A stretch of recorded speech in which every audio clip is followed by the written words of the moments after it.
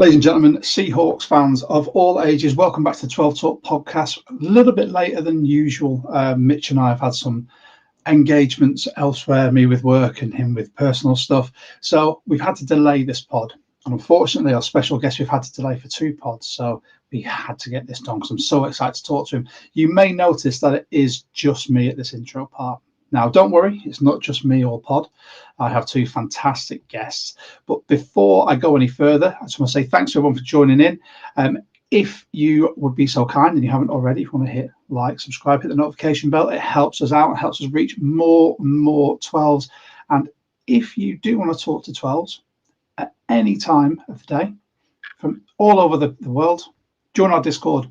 The link is in the description below, and you can speak to 12s from all over the place. We have got 12s from the UK, Ireland, Germany, Canada, obviously the US, and Gibraltar. The list is growing and growing, and we're so proud of that community that's building. But I would like to introduce to you my special guest co-host for the 12 Talk podcast tonight. You have heard him on here many times and seen him. He's our resident German Seahawker. So instead of being in the chat tonight, he'll actually be sharing the screen with me. Jonas Meister, wie geht's? Hi, how are you? Sehr gut geht's mir. Und dir? Yeah, sehr good. Right, thanks so much for jumping on. I mean, obviously, Mitch was unable to join tonight, and we're very fortunate, like I said, with our Discord and obviously the relationships we've built there, that I knew there was someone that I could get in contact with straight away. And I've just seen that Ben's in the comments saying, I won't run, Ben, sorry. Yeah, cheers, mate. But yeah, so thanks so much for coming on. How is everything over in Germany? How is everything with the German Seahawkers? Awesome, cracking jersey, by the way. Yeah, I told you I had to wrap it the next time I'm on the pod. I got the black one. So yeah, everything's good. We're really loving how the Seahawks are doing here. So yeah, might as well jump on and talk about it a bit. I'm so looking forward to speaking to Brendan about this. Having followed his social media, his YouTube for so long, he's always so in depth and so articulate about sort of the points he brings across, which is something that sometimes we may lack because, you know, I am quite an emotive person. I'm quite glad that we've actually waited till Wednesday to do this pod, purely because on Monday it might have been a very different pod from me. Whereas I've taken time to reflect, rewatch the game, try and sort of pinpoint some plays and sort of see where things turn. And you're zen. Exactly. I feel much more zen now, even after driving for 6 hours to get home yesterday. So yeah, I'm tired man today. But I just want to say thanks to everyone who's joining in, whether you're joining through ours or from Brendan's YouTube. We really appreciate you tuning in. I think we should just cut to it and we should hit that intro, bring Brendan in and start talking Hawks. What do you think? Definitely. Go for it. Let's do this.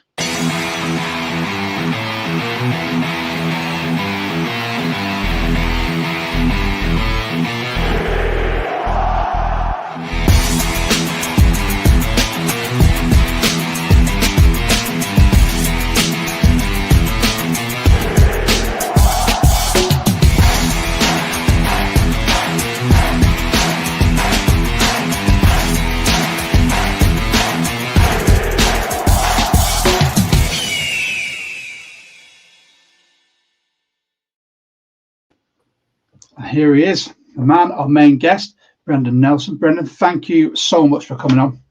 Really appreciate it. Thank you for having me, man. It's great to be here.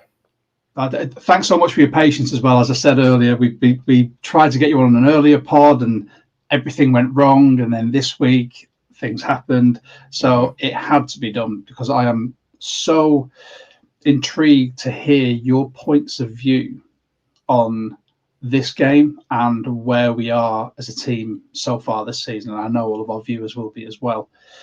So before we start, we go into usually our highlights, winners and losers. There's going to be comments coming from our Discord members and our YouTube viewers as well. But I'd just like to get your feelings currently. So with our record at the moment being 9-3, How are you feeling about the team at the moment? I'm feeling very positive about it because not only is the record good, like you just said, the record's obviously good, but I think they are building something that is very sustainable and something that will not only, I believe, work well when they get into the postseason here, assuming they make it, which seems very likely at this point, but it's also something that really looks like it's going to be sustainable beyond just this one season. When you look at all the youth, when you look at the cap space that this team still has, when you look at the fact that a lot of these extensions they do are not really going to kick in until several years down the line, because that's how extensions work, of course, there's really a lot to like here, even if you're not necessarily thinking that this current Seahawks team is going to be the team that goes all the way. There's going to be many opportunities to get that team going in the next few years, I think, because this is something that should last for a while. Yeah, I couldn't agree more. Mitch and I have said on this pod since last season, we see this as a 3-year rebuild, and this is year 2. And as things go, I think we are ahead of the curve, which is fantastic. I mean, Jonas, since we last spoke to you, how are you feeling about the team and the record?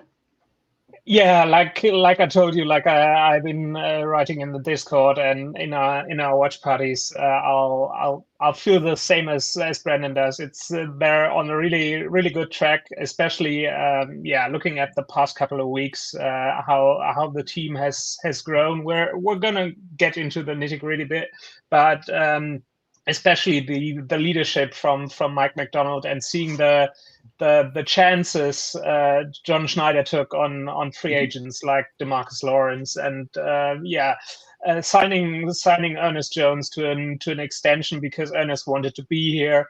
It all points to this direction, like Brendan said, that they're going to build something special, and then they are going to build something that will last beyond this season.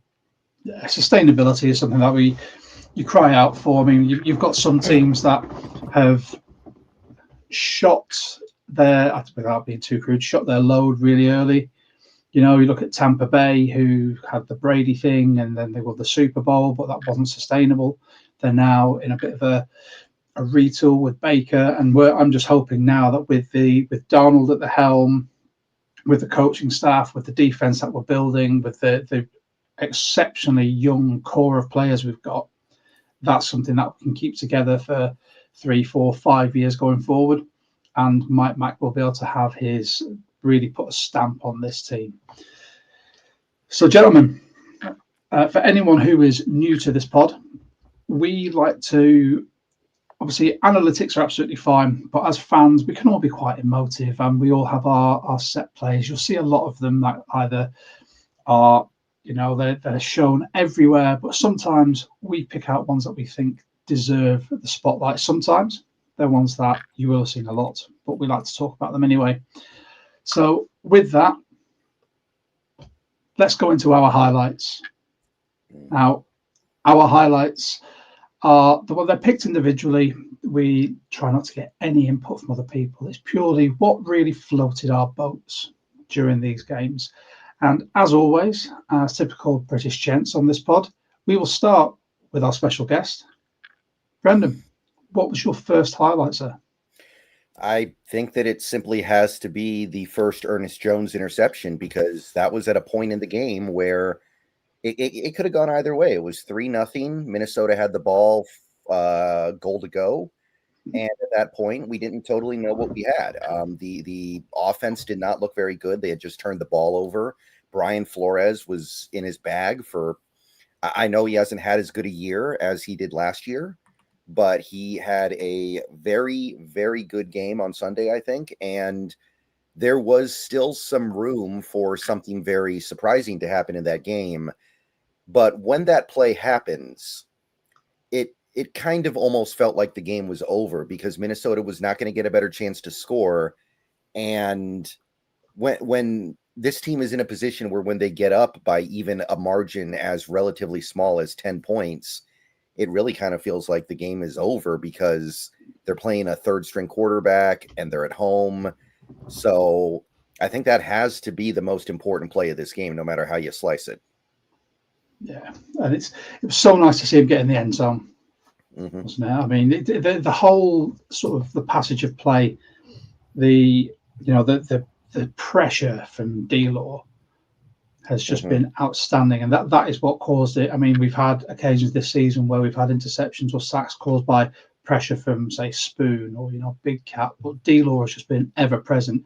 And then it unfortunately went to show that this is a third string rookie who, I can't remember what college it was, in New Hampshire he was at before he transferred to Minnesota. He's a Minnesota, yeah.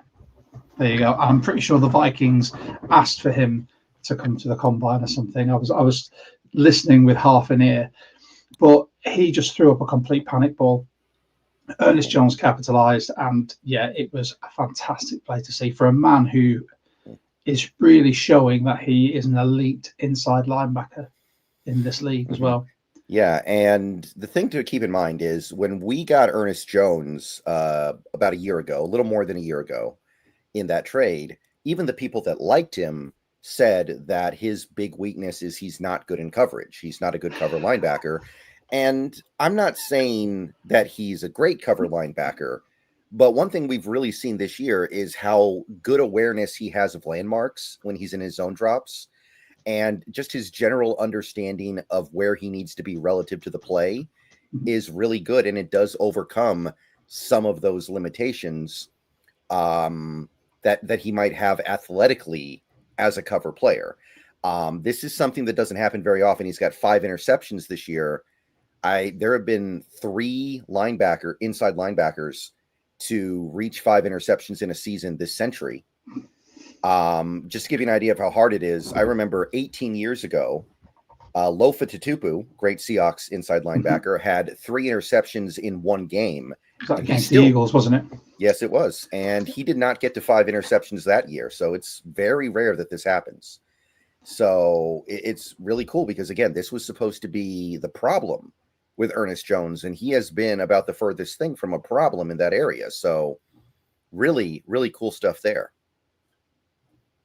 Yeah, it's seeing him as well, I'm enjoying his tandem with Drake Thomas as well, who's someone we speak about pretty much on a weekly basis now.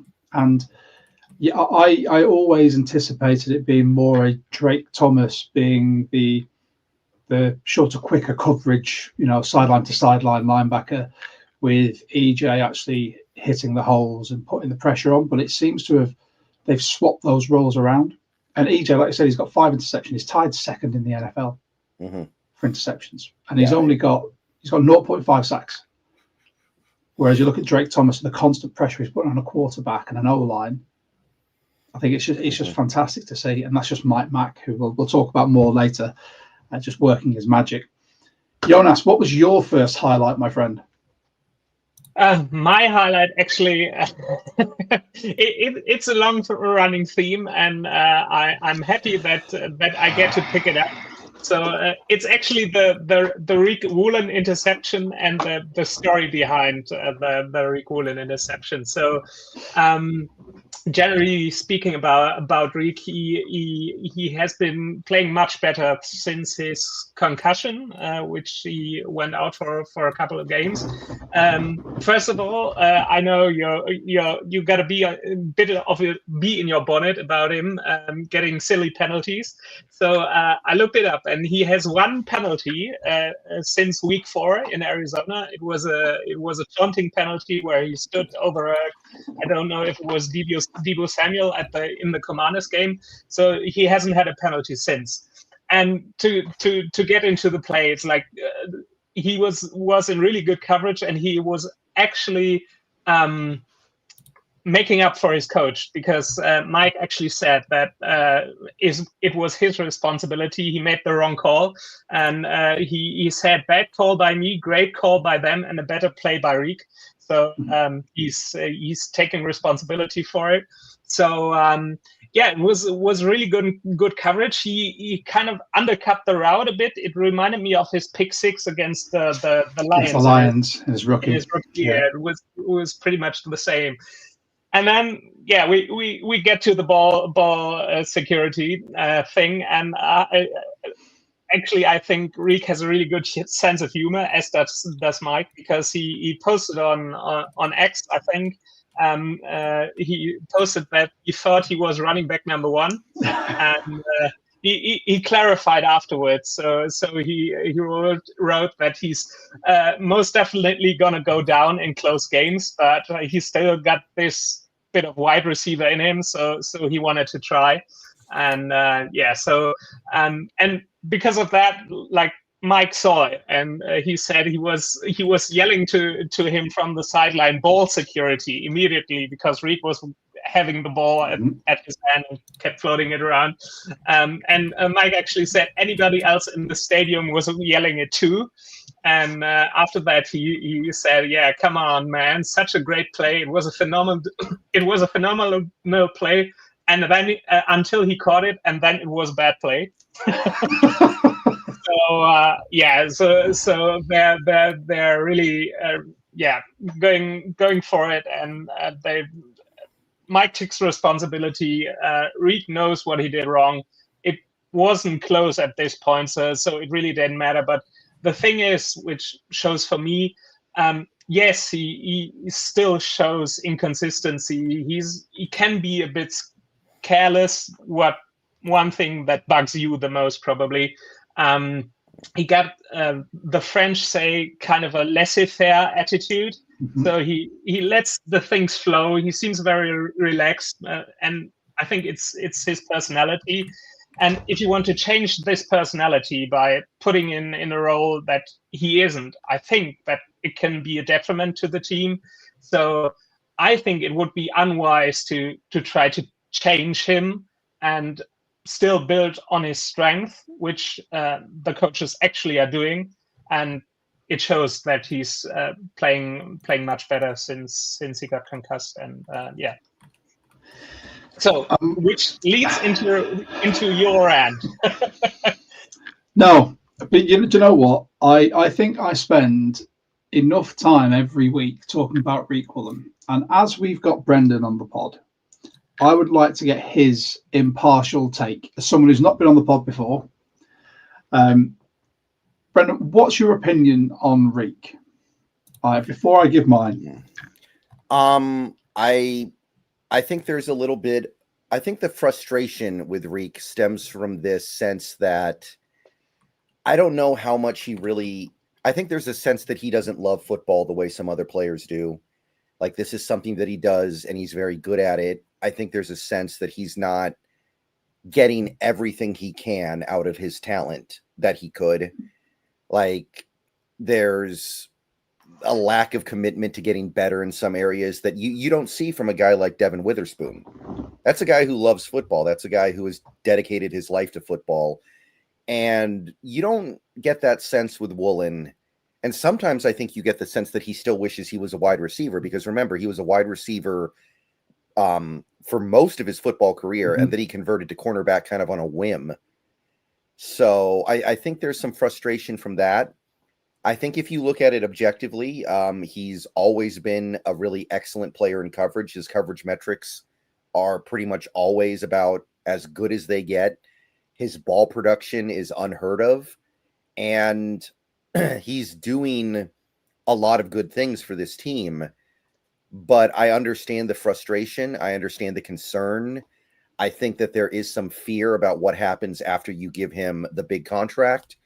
And I think those things are understandable, but right now he's not on a big contract. He's on actually a very, very cheap contract. And I think we are getting more than our money's worth. And while I do get annoyed with him from time to time, like I think all of us do, I think we have to keep things in perspective here. Not everybody is going to be dedicated to living, breathing, and sleeping football the way that a guy like a Devin Witherspoon is. And that's okay. So I think we are getting more than our money's worth out of Woolen. Sometimes that's going to be enough. Okay, it's a very objective view. Definitely. I too, just to illuminate you on my view, I agree with the fact that for the contract he's on and where he was picked, someone who converted to cornerback, was it in his second year of college or something? He still has a lot to learn. My big issue comes in, like you said, he seems to have to take Jonas's phrase, a laissez-faire attitude towards football, towards the play, where with what's been highlighted since he's joined the league, his tackling, his want for contact, that is something that I have always had an issue with. However, there is no denying in coverage when he is on, he is one of the best cornerbacks in the league. There you go. Are you happy, Jonas? I said something nice about Reek. Okay. And I think that this went to show, I think it was a matter of the defense knew that they were pulling the Vikings' pants down. And Reek just got the ball in his hands, and I think it was a bit of overexcitement. It was a great grab, and the fact that he managed to go sort of sideline, and back in shows his athleticism. He just got a bit cocky with it and unfortunately spilt the ball, but it shows that he can still come up with those plays. Now we just need more consistency with that for the rest of the year. So there we go. And the world is not ending. Yes, I did say nice things about Reek. Sometimes it does happen. No, it's not Ragnarok. All right. So that gives you a general gist there, Brendan, of how my conversation around Reek will go on this pod. So, Brendan, you have another highlight. Right. That would be the DeMarcus Lawrence forced fumble, because that was the only other chance the Vikings had to score in that game. And they probably would have if not for that forced fumble, actually. But granted, the game is basically over at that point, but that is such a cool play because, and I think Greg Olson did a good job pointing this out on the broadcast, so I'm not the first person to point this out, but like DeMarcus Lawrence is completely out of that play, and for him, the play is over. Like, he could just get up, watch him get tackled, go to the sideline, and watch the Vikings try to kick a field goal, and he comes back into the play from like 12 yards behind. And DeMarcus Lawrence is I think he's 34 years old, been in this league a long time, got a lot of miles on him. That's not necessarily the kind of play you expect the 34-year-old guy to be making in week 13 of an NFL season where he's played quite a bit. So I look at something like that, and it kind of represents to me what this team is bringing that recent Seahawks teams have not necessarily had. There's a real desire to not just win, but try to be the best. It goes back to the Legion of Boom defenses, that 4 straight years we had of the number 1 overall defense in the league in scoring. And those defenses didn't just want to win games. They wanted to be the best defense in the league. And they established a level of greatness that I don't think we're ever going to see again, maybe in the NFL. You're not going to see another streak of one team leading the league in scoring defensively 4 straight seasons. So I look at that and I kind of see that same thing on a play like that. Yeah, pure effort. Yeah. And this is what I said. This is my bugbear with Reek Woolen. It's sometimes a lack of effort and want on his behalf. That from a veteran was pure effort and pure want to be part of the play and make a difference, and that's what he's brought to this. With him and Big Cat in that line now, it is pure effort and want from everyone, and that is, if he can show that to the younger players, then by all means he can. I'll happily have him for the whole of his contract and just let him keep making those effort plays. Jonas, what did you think of D-Law on that? We've got a few comments coming in, so. Yeah, I think you said it already, but yeah, he's such an important piece. Like, we didn't really laugh about it when they signed him in the offseason. They gave him a 3-year contract, which we all thought was probably a bit much, but the things he's giving this team, like you really could see it in the Tampa Bay game. where the only game he missed this season. Like before the season started, everybody was saying, "Oh, he's a bit injury prone, and he maybe just like be a good run stopper on the outside." But he's been so much more than that. And in the game where against the Buccaneers, where he was missing, you can really feel it afterwards. Like looking at it now, you can really see how much he was missing. And obviously about the play, Mike called it his new favorite play, the best play he's ever seen. So this such a high praise. With all the effort and leadership he brings. So yeah, I think this is one of the gold standard pickups of John Schneider, where John Schneider makes his money. It's quite possibly the best free agent pickup that John Schneider has made in his tenure as a Seahawks GM. Yeah, there's not many others so you can look at. I mean, Chenna was free agent, wasn't he? Yes, he was. Who else? Was Cliff Averill free agent? Michael Bennett. Mm-hmm. Sidney Rice. I mean, Sidney Rice didn't work out that well, but Zach Miller was really good. Zach Miller. I like Zach Miller. And this is it. I think these are the unspoken things that where John has had a lot of bad press for his drafting with P and some of his free agent pickups. You know, the trades, the Jamal Adams and whatnot. When he makes a free agent pickup like this, and everyone doubted him, you have to start going, actually, maybe he does know what he's doing, and it is being proven. He's brought a proven vet into this team to work alongside a fantastic defensive head coach with other proven vets on that D-line, and he is playing out of his skin. It's amazing to see.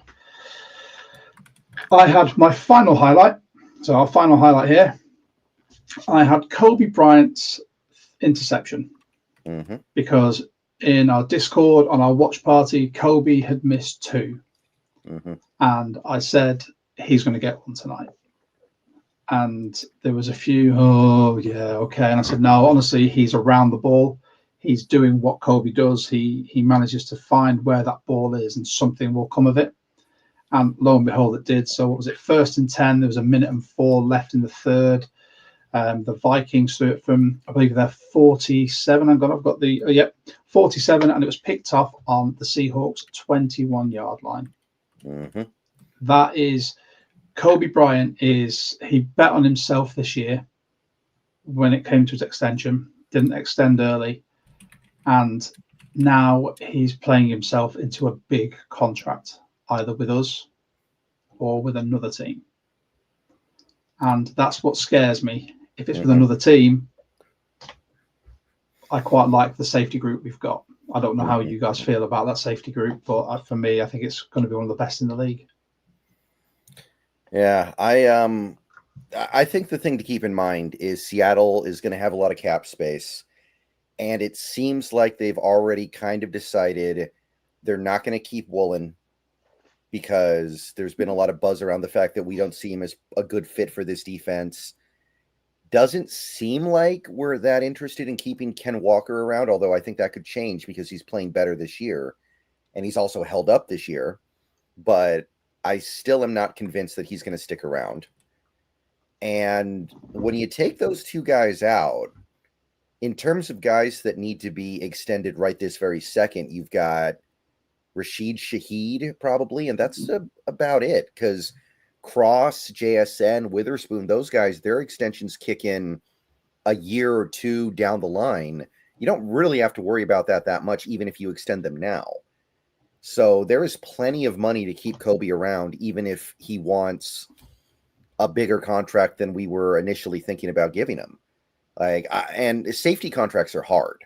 I don't know what Kobe's extension might look like, but there is money around here to give him if you want to. Remember, one element to this upcoming offseason, Drake Thomas and you have Drake Thomas, you have Jalen Sundle, and you have there's one other guy on this team that's restricted, which means you can keep them at a depressed cost. Okay. So keeping those guys around, and I don't think Job is going to be very expensive. You can keep him around, and it's not going to cost that much money. Ty Okada. If you want to keep him around too, that's actually going to be very cheap as well because he's restricted.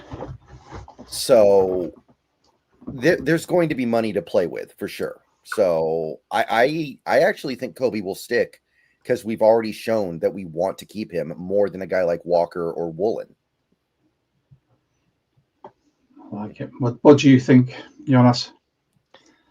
Yeah, I really like Kobe to stay. I don't know if the Seahawks have other priorities, but they're also pretty high on Ty Okada, and then there's obviously there's Julian Love. You don't know what they're gonna play with Nick Imanwari because Mike said this week after the game that they're like really free flowing in what they're gonna do with Imanwari. It's not like they don't know what they're gonna do, but they'll see what sits and what he's good at. So yeah, I don't know how they see themselves depth wise, but it all depends on the price. Like the Seahawks try to sign Kobe before the season, and talks did stall out. So yeah, it might be that the Seahawks are saying, okay, we have depth behind Julian Love and have other options if he gets too expensive. But yeah, he's bringing a lot of good stuff to this defense, and I really like him to stay. But in the NFL, it's still a business. You'll never know. And this is it. If anyone watching, let us know what you think. If you think we should keep Kobe and try and keep this nucleus of safeties together with Ty Okada, if he's a restricted free agent, and we can get him for cheap as well, that gives us some fantastic backup. I would have loved to have kept Jerrick Reed. Obviously, we've got Quandre Diggs in there now, who's been elevated, but probably has the practice squad. Absolutely fantastic. But I think that's a position of strength within this team at the moment.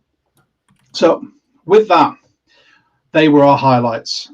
And it's been amazing seeing so many people sort of saying so much in the comments. It's one thing that we love on this pod.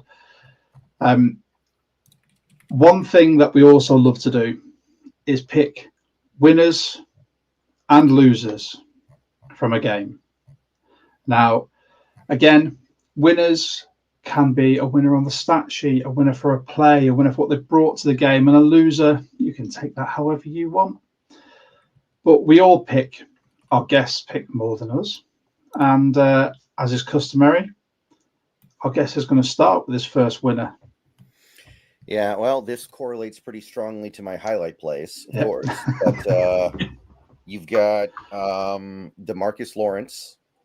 It wasn't just the pressure that created the pick six, by the way, and it wasn't even just the fumble. He had a sack outside of that as well. And the thing is, he barely played in this game. He played 20 snaps. So what he did in that game, everywhere, yeah, and he played very little. He barely qualified for some of the like pass rush win rate stats because he was not on the field. And the fact that he did what he did on 20 snaps, you don't see that very often. And that was actually kind of a recurring theme in this game, which was nice. Like Leonard Williams didn't play very much in this game either. He played 29 snaps. Because the win was so definitive that they didn't need to stay out there the whole game. And I like things like that, especially this late in the season. Gives people like your Brandon Peely's time to get out there as well, doesn't it? Gives them time to move them around within the D-line just to create a bit more depth and familiarity. I think, Jonas, I'll let you wax lyrical about D-Law first, and I'll take it in the rear. Yeah, like we already talked about him. It's just amazing how much he literally got left in the tank. But it's just he's also such a veteran presence for the edge rushers, and also Byron Murphy who talked about him. He like.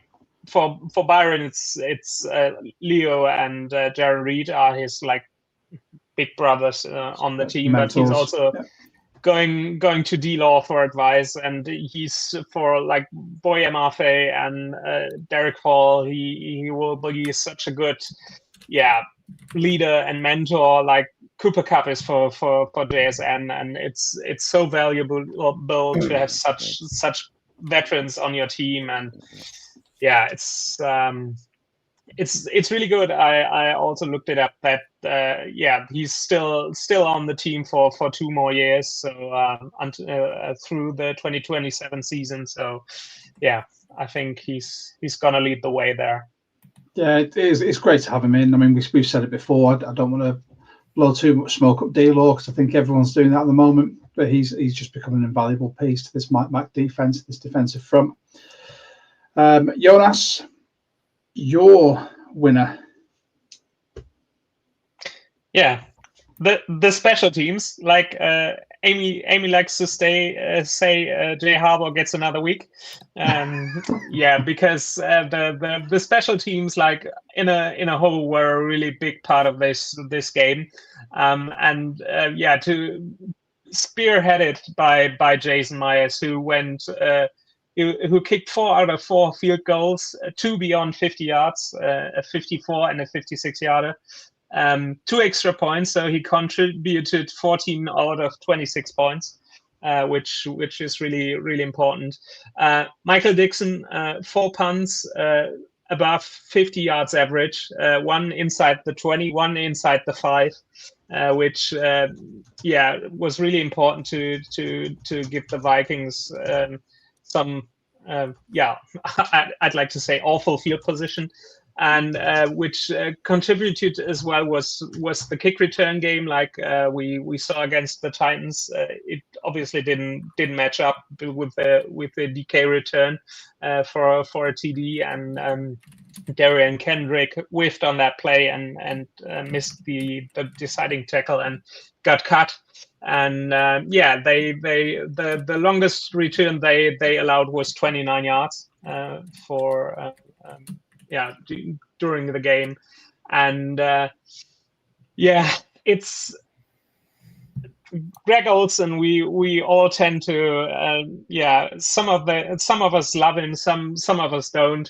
I don't really like him on the commentary. He said field goals are going to get you beat, it always depends on the game. Like when you look at this game, this obviously wasn't a game for the offense to score a lot of touchdowns, which really didn't matter because the Vikings weren't able to do the same there. So taking the field goals and tacking on points was really the whole point of this game. And the special teams did it exactly what they had to do. So shout out to the special teams here. Yeah, I think sort of special teams and kickers are. We've said about the whole Harbaugh Nepo hire, and he's coming good with this unit now. I think he's finally got to grips with what the special teams unit in the NFL needs to be. And the thing with field goals, I know everyone wants to see a touchdown over a field goal, but there's a lot to be said for keeping the scoreboard ticking over, especially when your defense is playing so dominantly and you know you're going to take the ball away. If your offense is coming to a bit of a sputter, then kick the 3, then let them attack again, take the ball back, and then have another go. And I think that is where Jay Myers is either the top rated kicker in the NFL at the moment. I don't know, but he's not probably, he's the highest paid kicker in the league. So, he's definitely the highest paid. Yeah. But I mean, I think it's invaluable having a team like that. Like the special teams unit has been fantastic, and I'll not have anything bad said about them at the moment until we start really whiffing on some returns and how we scheme and sort of block. But yeah, special teams get a mention. I love that. Mm-hmm. I had a winner, and we spoke about one coach. I'll give an honourable mention here to Aidan Durdy as our defensive coordinator. Shout out UK. There's a lot of chat in the in the comments here about that. I'll just have a quick shout here from Ben Aiden Dirty, mentioned UK.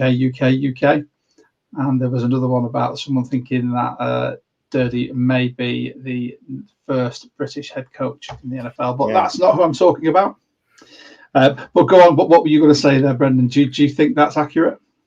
Well, I do know that if he gets hired as a head coach, we get 2 third-round picks out of it, so that's cool. Bosh. I like that. I mean, from a man who went from playing, was it London Warriors, and I'm pretty sure he was on the team he was the coach for the other London team. I can't remember what they're called, Blitz. And he then obviously went out and did his sort of apprenticeship out there. He is just growing in his confidence and maturity, his knowledge of the game out there. And it strikes me as well that he's kind of being groomed within the NFL system to at some point be that British head coach hire, which is amazing. For us Brits over here, absolutely love to see it. But I am going to talk about the head coach. I'm going to talk about Mike Macdonald. And where I was struggling for a winner, this is one that Jonas sort of mentioned to me, and I thought, no, let's shine some light on Coach Mike. Defensively, his game plan, when you think about coming up against another fantastic defensive coach, defensive coordinator in Flores, he did everything right this game. 58 combined tackles, 4 sacks, 4 interceptions, 4 TFLs as well. It's just everything clicked, and I think he really got a steer as well on the offense come the second half, because the first half things weren't working. We were trying to play a lot of these sort of like the more short medium passing games. It just didn't work. Second half came about, and whilst it was frustrating to watch during the game, that's why I said I'm quite glad we're doing this on a Wednesday. Having taken a step back, you can see why they went to this lateral passing or run heavy offense in the second half, because they weren't getting anything deep. That was basically the Vikings' whole defensive shtick was, you're not going to beat us deep, and we're just going to put so much pressure on Sam Darnold that he has to try and throw it quick and look at his deep to medium reads, which means he's going to get sacked, and it happened.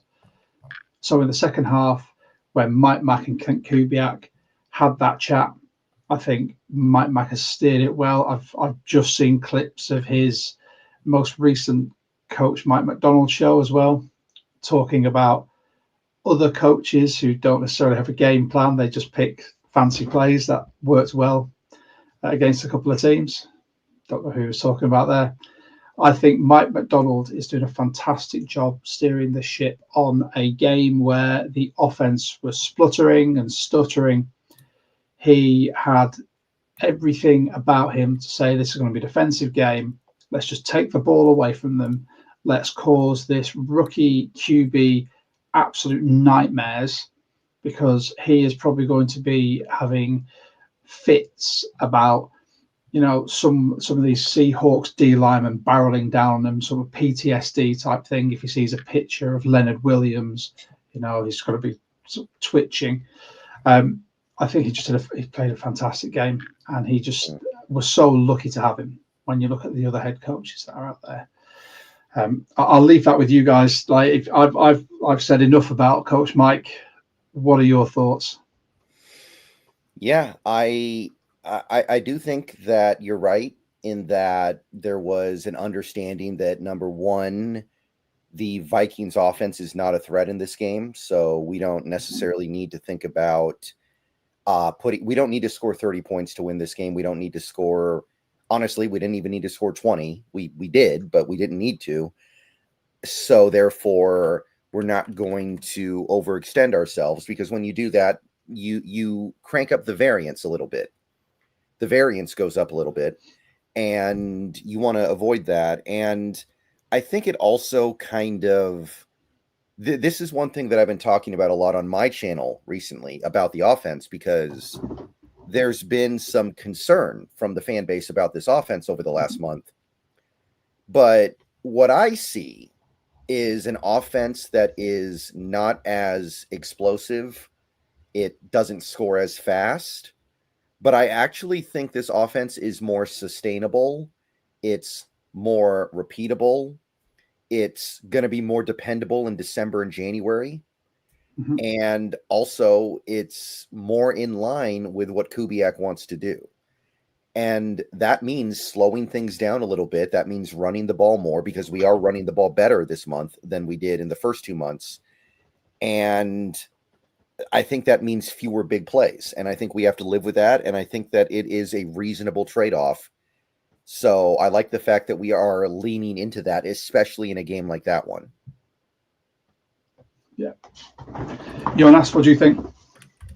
Yeah, I think the way Mike carries himself, and it's like he lets it known that this is his team, but he's also he's so approachable. He cares so much about his players. Like I said, he took responsibility for the replay. That Reek made the play, and that it was actually his call, which was bad. And getting to admit that takes a lot. But because he could say, yeah, okay, my players messed it up, but he's not taking himself out of the equation. He also said that every player is fighting for their starting job, and even Charles Cross is fighting for his left tackle spot every day. And he also said he's fighting for being the head coach every day. So he's got stakes in this as well. And he's also a thing I found really funny. He's got a great sense of humor, like how he described the Reek thing. And he also learns from is learning from his mistakes. Like the best example was when the Seahawks were not going to go for it on 4th down. The Seahawks were gonna kick another field goal, and he actually admitted that he heard the stadium boo and the fans saying, "Okay, just go for it" in that situation, and he admitted that he took the time out to go for it, and to be able to admit that in the heat of the moment that you're wrong, and that there's a couple of thousand who obviously see it a bit differently and want to really make a stand. I just really love his personality, and that we got him, and we got him for a lot more years. Yeah, we have. So we have one more winner before we head on to our losers. And in my opinion, it's probably the biggest winner of this game. Brendan? Yeah, it's got to be Ernest Jones. And it's not just the 2 interceptions either, although that's big. Hard to not have 2 interceptions in a game and not be a big winner. But even beyond that, he had 6 run stops in this game. And when I say run stops, I don't just mean run tackles. I mean run stops. These are unsuccessful run plays that he's causing with his tackles. And in most games, even really good players are going to have maybe 3, 4 at most. He had 6. Minnesota did not have a single meaningful good run in that whole game. So Ernest Jones is a big reason why. He's the tip of that spear. So really, really phenomenal game from him in ways that I think some people didn't even notice. Yeah, there is the low-hanging fruit on when you look at the interceptions, obviously the pick 6, but I just think Ernest Jones is. We went through the change of the guard with the inside linebacker last year, and I genuinely think that Mike Mack's got his man. He's got his captain. He's got his commander in the center of that field, and he is proving now with all the other pieces around him just how effective he is. The Rams didn't want to trade into us, so he went to the Titans. Right. Titans, and then we got him from there. So now it's a matter of this. Here's what you could have had. He's just been absolutely fantastic for us. I find it really hard to put into words how much I like Ernest Jones. I don't buy player jerseys unless they're retired. but I'm very close to one of it. It's between him and Oops for me. Rob, Jonas, you can wax lyrical about Jones before we get onto the losers. Yeah, we talked about Ernest Jones a lot, like we did about D'Lo. I don't think I can add any more. But yeah, he's so important. He's so locked into this game. Like he said after the game, where he said he was in a bit of a slump. Like I think he lost his father in July or June, and they were really close because obviously Ernest Jones the fourth is named after Ernest Jones the third, which was his dad. So he just said that he went through a tough stretch, and that this team also got him through it, and he just loves being with his brothers. He actually said that. So yeah, there's not much to say about it. Like, he's so locked in. It's his. He took a discount to be in Seattle to play for Mike McDonald. I think it says it all. Yeah, I like it. And now we're drawing to the end of this pod. And I don't like to leave things on a downer. I try and be quite a happy-go-lucky scamp. But with every game, every sport, there are winners, but there are also losers. And we've all picked a loser. Brendan, you're going to pick a loser that I know is going to generate some comments, because there'll be a lot of people that think the same. Who is your loser, mate?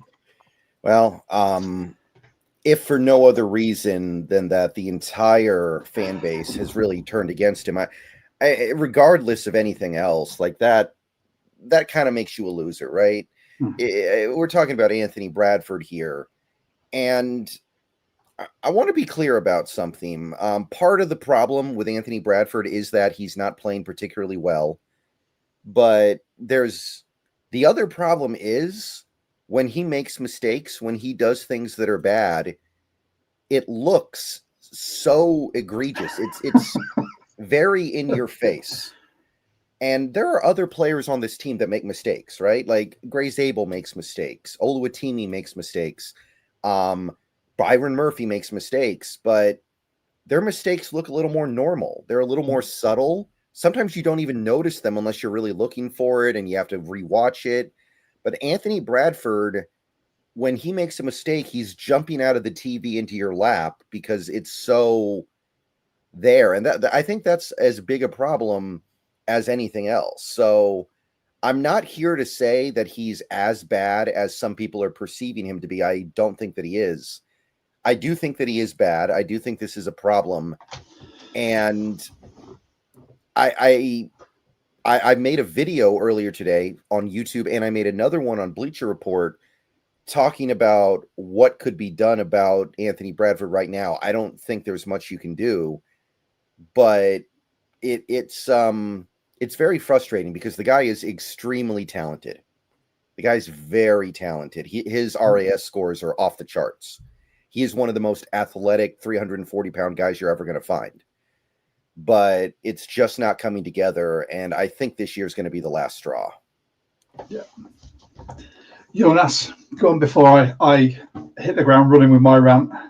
Yeah, I think it's so difficult. Like you look at the O-line, it was always a theme for the Seahawks, and they've gotten so good compared to the last couple of years. Like Brendan said, Anthony Bradford sticks out like a sore thumb because, he got good plays which don't surface as much because his bad plays are so bad.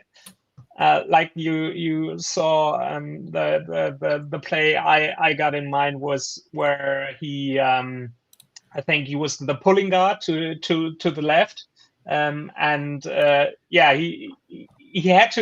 he just had to block the guy, but he didn't even try to. I don't know if he didn't see him, but he didn't stick his arm out, and blows the whole play up because this defender he was supposed to block just gets to Zach Charbonnet and tackles him for a loss. And yeah, you're standing there and you say, okay, yeah, what happened? You know exactly what happened. And yeah, it's on the other hand, it's hard to say, yeah, we got to get rid of him. But Mike said in his press conference or in his Mike McDonald show with Brock and Salk that also, like all the others, like Charles Cross, also Anthony Bradford is competing for the right guard spot, and he earns it in practice. Yeah, we get the Seahawks got Jalen Sandell coming back, and there's discussion. Okay, can you put him in at right guard there? But yeah, the system is built through 13 weeks, and now trying to make a difference by pulling one play out, and yeah, like it's like a house of cards. Is it going to collapse, or are you going to stick with it? Are you going to live with it? And yeah, the way Mike and also Clint Kubiak are talking about Anthony Bradford, I don't think there's going to be a lot of change. Maybe I don't know. He's got an elbow injury. Maybe we may see. I don't know who went in at right guard. Christian Haynes. We may see him against the Falcons. But if Anthony Bradford is healthy, I think it's still his starting spot to lose. And yeah, but also like Brendan said, I don't think they're gonna re-sign him after the season. I don't know if he's going to be a free agent, but I think that the Seahawks are going in another direction, maybe signing a veteran there in the off season. But yeah, I don't think Anthony Bradford is going anywhere this season, at least. Mm-hmm. My issue with Bradford, which I think is everyone's, and I think Brendan, you said it so succinctly. It's the fact that he's obviously an NFL caliber guard. His RAS score, everything is exceptional.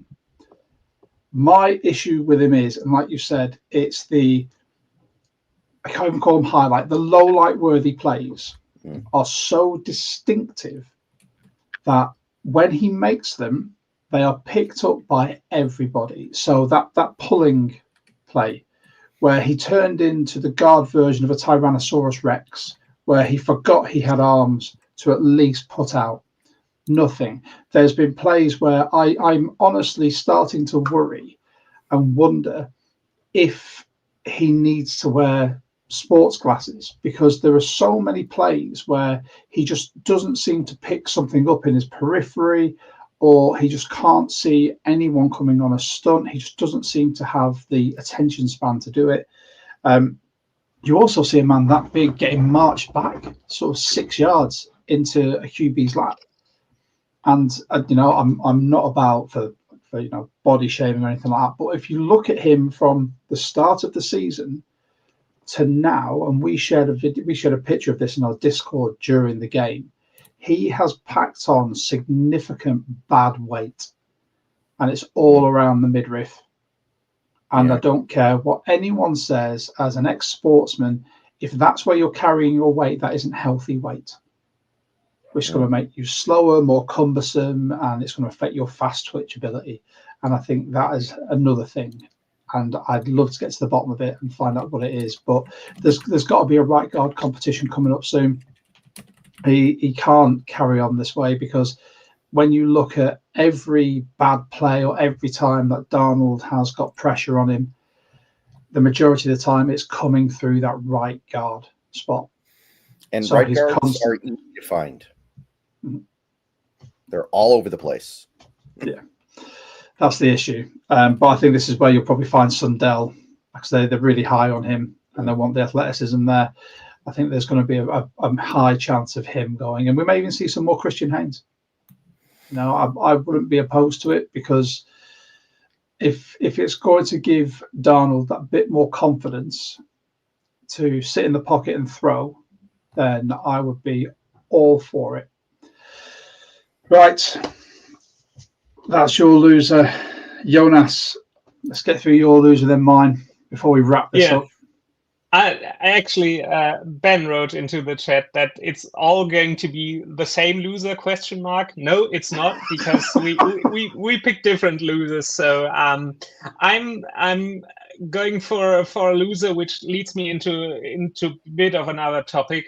I got Vikings O-liner Blake Brandel for that horrible cheap shot against Josh Jobe. I don't know, most of you remember this play. Like he was trying to push the pile way down the field on a Jordan Mason run in the fourth quarter, and rushes in there, lowers his head, and aims for Josh Jobe's head, who already had a concussion this year. And Jobe is tumbling back.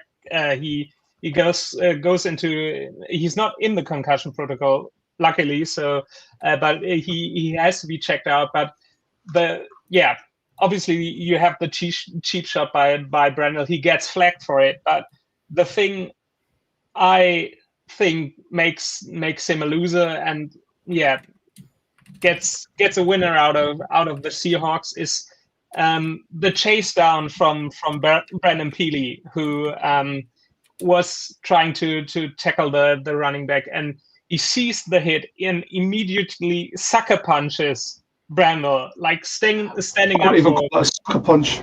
I would call it straight. If that was just straight in your grill, that it's not a matter of he's come and blindsided him. He actually had his hand in his chest and then just went. That is sticking up for your team. That is a brotherhood play. That is, and I'm all for it.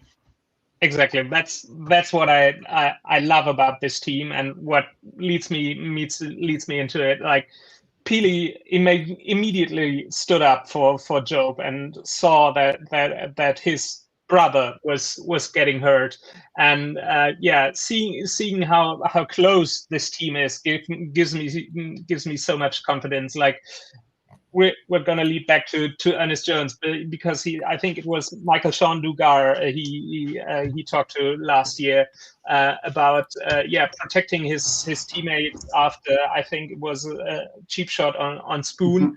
And he said to Mike, if you do something to me, I'll think about the consequences. If you do something to someone I go to war with, I don't care about the consequences. Which says a lot about this team. And also you had Matt Hasselbeck on Brian Nemhauser's show, and speaking about the struggles EJ had, and after he talked about it, you had this locker room video, and Ernest speaks about it and says, I really love that I get to be with you, with my brothers playing for this team. You immediately see Leo Williams bear hugging him, and it's just says so much about this team, like, getting back to Brandel, he didn't have a chance against this brotherhood. So it's really great to see, and I love that. I'm going to round this out with one final loser. And again, it's not a Seahawk. It's Justin Jefferson. He must be sitting in his luxury apartment or mansion in Minnesota thinking to himself, what have I done in my life to deserve this? Arguably the best wide receiver in the league over the past couple of seasons, and this season he's looking at 799 receiving yards of 62 receptions and 2 receiving TDs, having gone through JJ McCarthy, Carson Wentz, and what was the guy's name? Max Brosma. Max Brosma. That forgettable that instantly the game's finished, and that's it. All I know is he looks a bit like Jack Sparrow. But he genuinely must be thinking to himself, why? And there's that video clip, which I don't know if people are lip reading correctly, where he's speaking to Sam Darnold, and it looks like he's saying, come and get me, bro.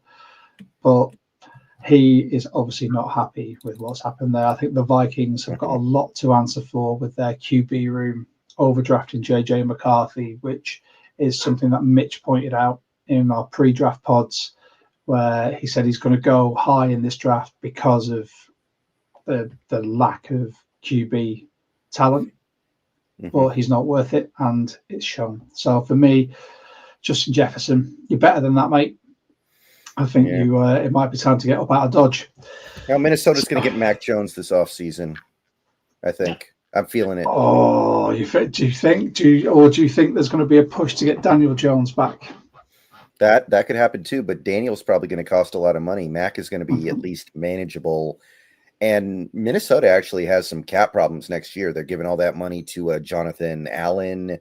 I think Greenard's cap hits get bigger. Jefferson, of course. I think, Will Fries. That's another good one. I think Ryan Kelly kicks in pretty hard next year.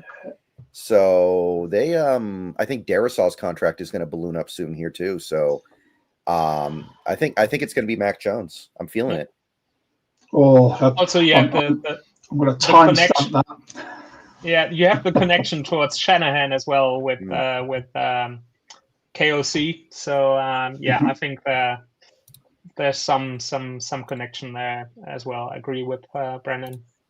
Yeah, I like it. Well, that, ladies and gents, has been our Seahawks versus Vikings review pod. Thank you very much to anyone who tuned in on our stream or over on Brendan's.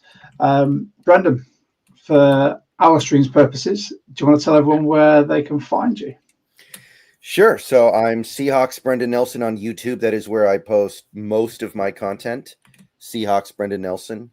But outside of that, I also do have a Facebook page, same name. I have an X, Seahawks BN. I'm doing a lot of content for Bleacher Report this year. You can find me on Seahawks BN over there. I do 4 videos and a live stream every week there.